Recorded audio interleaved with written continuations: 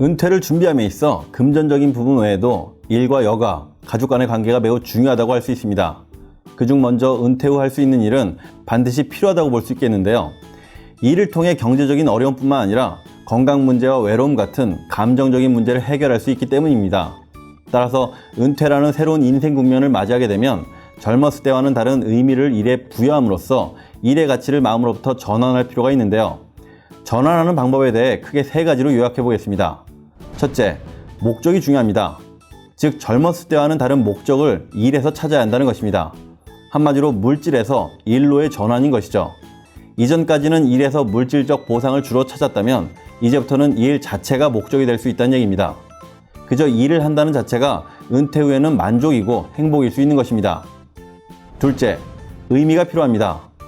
젊었을 때 일이란 많은 사람들에게 있어 인생 그 자체고 생활이며 눈만 뜨면 밥 먹고 나가야 하는 의무, 즉 말 그대로 일이었지만 은퇴 후에는 일에 자유의지를 부여할 필요가 있습니다.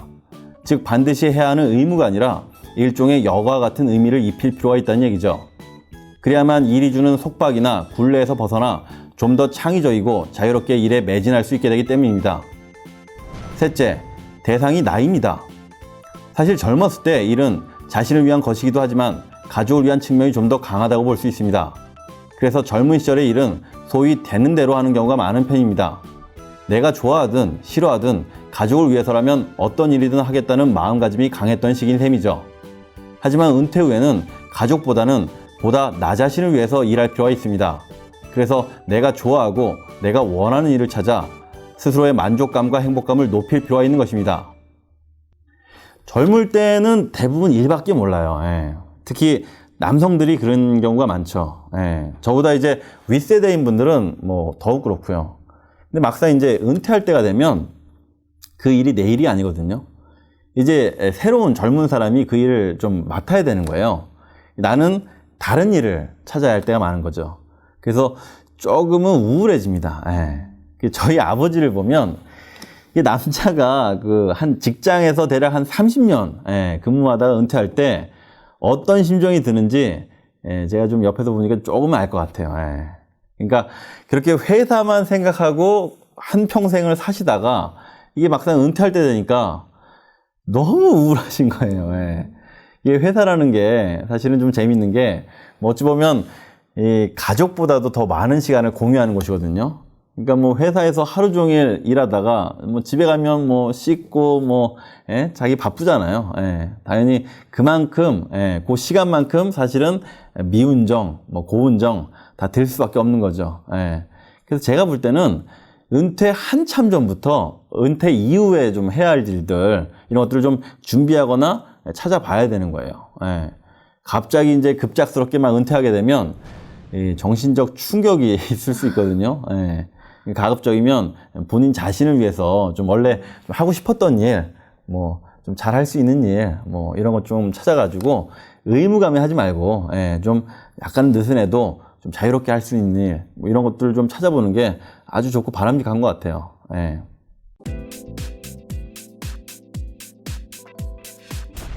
이처럼 은퇴 후의 삶을 위해 일의 가치를 재정의하는 것도 중요합니다만, 일 외의 여가 활동을 위해 취미를 갖는 것, 또는 일을 준비하는 것이 은퇴 이후의 삶의 질을 높이는 비결이 될 수 있습니다.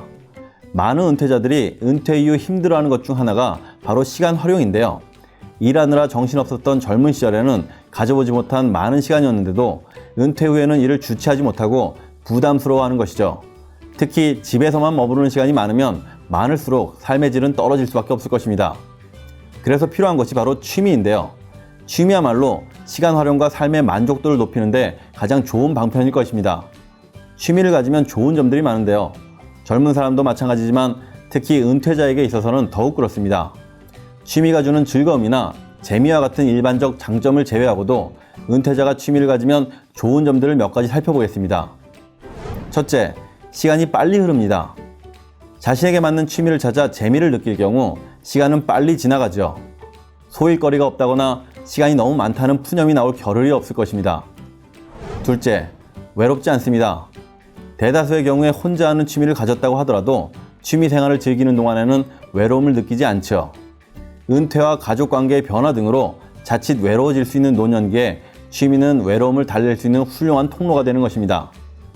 셋째, 관계 형성을 통해 존재감이 증대됩니다. 취미는 외로움을 달래는 수준을 넘어 사회 참여를 통한 존재의 의미를 찾을 수 있습니다. 여럿이 함께하는 취미를 가졌을 경우 이는 자연스럽게 타인과의 관계로 이어져 존재감과 함께 소속감이 상승하는 데 기여합니다. 넷째, 생활의 활력이 건강을 유지시킵니다. 취미 생활을 통해 정신적, 육체적으로 활력이 유지돼 건강이 악화되는 것을 막을 수 있습니다. 일과 마찬가지로 취미 생활을 하는 은퇴자 역시 정기적인 움직임과 생활의 만족감 등을 통해 건강을 유지할 수 있게 됩니다.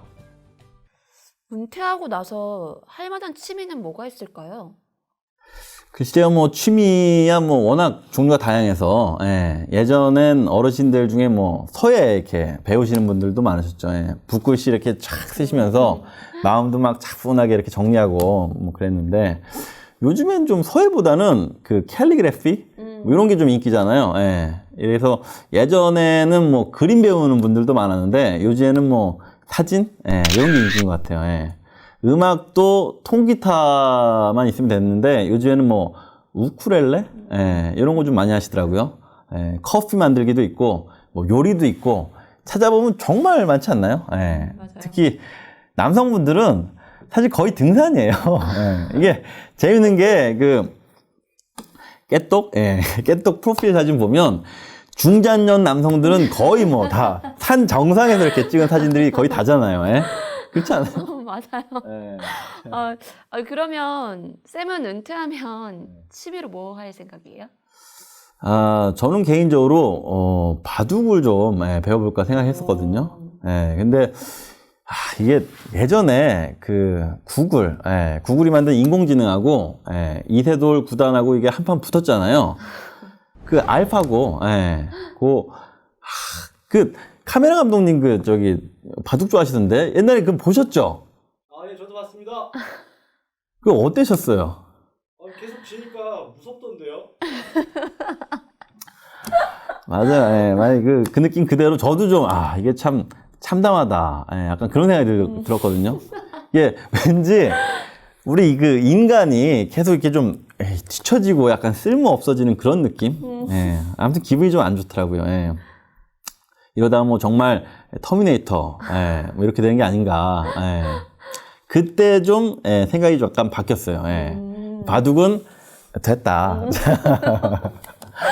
이게 원래 인공지능이 그 체스는 이겼는데 바둑은 못 이겼거든요. 이게 체스와 달리 이제 바둑은 이게 경우의 수가 하도 많아가지고 이 컴퓨터가 바둑을 이기지 못했었는데 이게 이세돌 구단이 지는 걸 보니까 저도 이제 바둑을 접었죠. 시작도 안 하고 접으신 거잖아요. 어차피 뭐 컴퓨터에도 질 거 그냥 접자. 자산 관리도 컴퓨터에게 맡길 수는 없나요? 아직 개발이 안 됐나? 자산 관리도 이 컴퓨터가 시작했어요. 그 로보 어드바이저라고. 그런 게 있어요? 그 미국에서는 꽤 인기가 있어가지고 그 가입자가 상당히 많이 늘었고요. 우리나라도 운영사들이 이제 도입하고 있거든요. 그 머지않아 뭐 제가 봤을 때는 컴퓨터가 아무래도 인간보다 주식 투자를 훨씬 잘할지도 몰라요.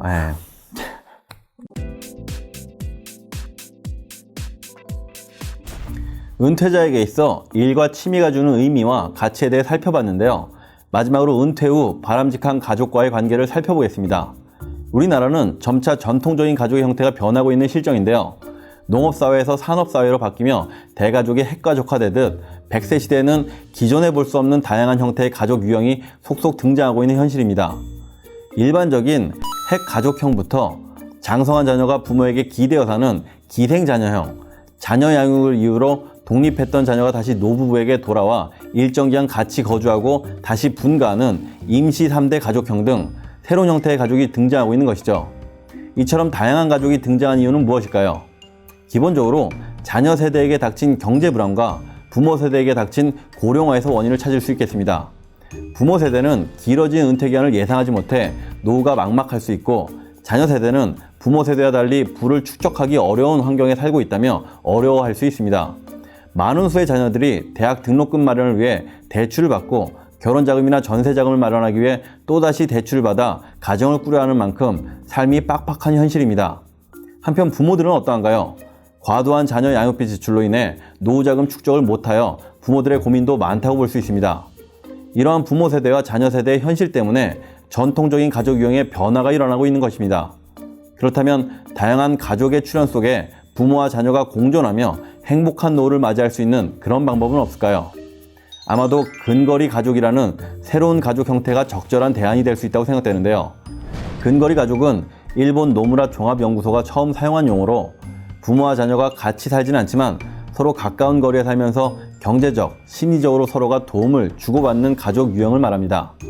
이러한 근거리 가족의 장점은 부모와 자녀가 따로 떨어져 살면서 독립적인 생활을 유지해 각자의 삶의 질을 추구하되 노부모는 건강 악화나 천재지변 등의 위험 발생 시 자녀의 도움을 받을 수 있고 자녀 역시 육아나 가사 일에 부모의 도움을 받을 수 있어 서로 조화로운 공존이 가능하다는 것이죠. 다만 이상적인 근거리 가족이 유지되기 위해서는 부모나 자녀 모두 어느 정도 경제적으로 안정되어야 가능할 것입니다.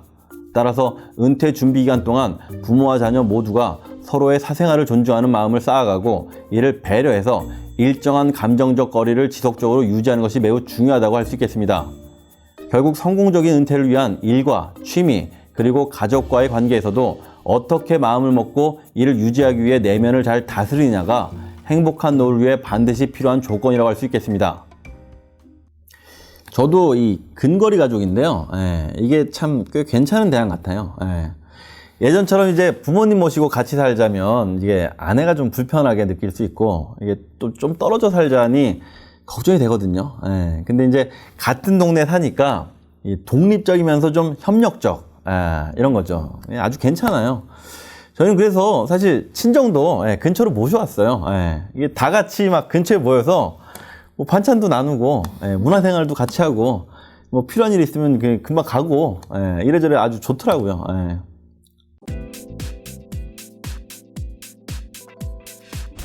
좋아 보이는 왕자에 앉아 있느니 소박한 오두막집에서 책을 읽고 가족, 오랜 벗과 더불어 베이컨으로 저녁을 먹는 편이 낫다.